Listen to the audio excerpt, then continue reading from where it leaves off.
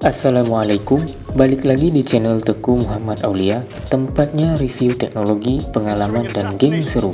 Kali ini saya akan ngetes game Bloodstrike sesuai permintaan netizen kita kemarin. Sebuah game FPS Battle Royale yang lagi rame saat ini, dan kita mainin di Asus ROG Phone 2. HP ini udah dirilis dari tahun 2019. Tapi masih banyak banget yang pakai karena performanya yang masih gahar. Kita akan uji apakah masih bisa main Bloodstrike lancar di 90 fps di tahun 2025 ini. Tapi sebelum itu kita bumper dulu ya.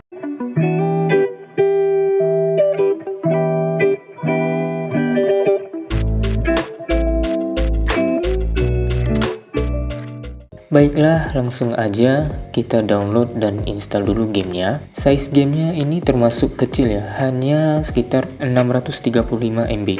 Belum tahu nanti download resource di in-gamenya berapa ya. Oke, sudah selesai kita install. Kita buka gamenya, langsung ke setting ya. Di bagian grafik, di bagian FPS kita set ke extreme, resolusi high, graphics quality-nya high. Oke, selesai. Sekarang kita juga aktifkan fitur andalan ROG, yaitu Game Genie. Kita geser dari samping kiri. Kita aktifkan lock brightness, refresh rate-nya di 90 Hz, real time info agar bisa kita lihat pemakaian CPU, GPU, suhu, dan FPS meternya juga. Recording screen langsung dari sistemnya. Sebagai catatan teman-teman, dikarenakan sekarang saya memakai recording screen bawaan dari HP, jadi refresh rate yang bisa diset mentok di 90 Hz saja. Tanpa recording screen bisa berjalan dengan sangat lancar dan mulus di 120 Hz. Ini cuplikan saat saya bermain game Bloodstrike di 120 fps. Masih sangat lancar dan sangat mulus tanpa screen recording. Oh iya, yang bikin ROG Phone 2 ini tetap punya nilai jual adalah fitur gaming eksklusifnya tentu saja. Salah satunya yaitu Air Trigger, shoulder button yang bisa di custom.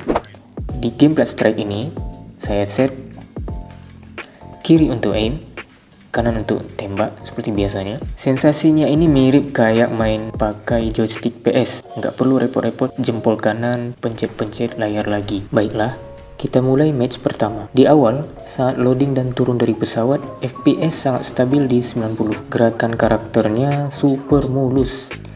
Buat yang biasa main di 60 FPS, pasti langsung terasa bedanya. Saat explore map, rotasi kamera dan movement responsif banget.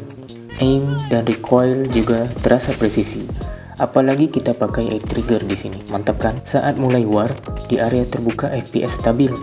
Tapi waktu masuk area dengan banyak efek, granat asap, ledakan, sempat drop ke 80-an, tapi masih sangat dapat dimainkan. Kita lanjut main selama 16 menit non-stop. Saat mulai main tadi baterai di kisaran 44%. Setelah selesai, sekarang jadi 35%. Baterai turun sekitar 20,45%. Suhunya jadi meningkat di kisaran 44 hingga 46 derajat. Bagian belakang terasa hangat, tapi nggak sampai overheat.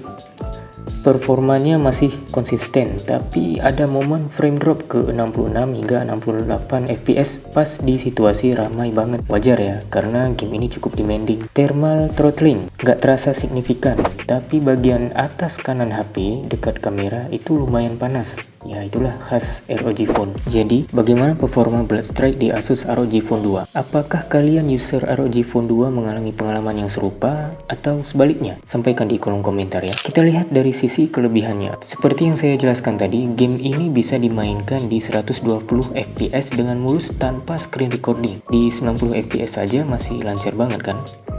Tampilan layar AMOLED yang menampilkan warna lebih lengkap, air trigger bantu banget buat kontrol. Suara speakernya stereo keras dan jernih. Fitur yang ada di Game Genie itu lengkap banget. HP ini juga tidak lepas dari beberapa kekurangan seperti suhu cepat naik kalau main lebih dari 30 menit, baterai boros di settingan 120 fps atau 90 fps. Tidak semua momen stabil di 120 fps atau 90 fps, tapi masih tetap dapat dimainkan. Kalau kamu user ROG Phone 2 dan suka main game genre FPS, Bloodstrike masih bisa kamu nikmati dengan lancar. Itu dia pengalaman saya bermain game Bloodstrike di Asus ROG Phone 2 tahun 2025 ini. HP ini memang bukan keluaran baru, tapi performanya masih menggigit, terutama buat gamer kasual hingga semi kompetitif. Jangan lupa kasih like kalau kamu suka konten begini, dan komen kalau ada game lain yang ingin dites pakai HP ini. Subscribe channel Teguh Muhammad Aulia untuk review teknologi, pengalaman, dan gaming lainnya. Sampai ketemu di video selanjutnya. Wassalamualaikum warahmatullahi wabarakatuh.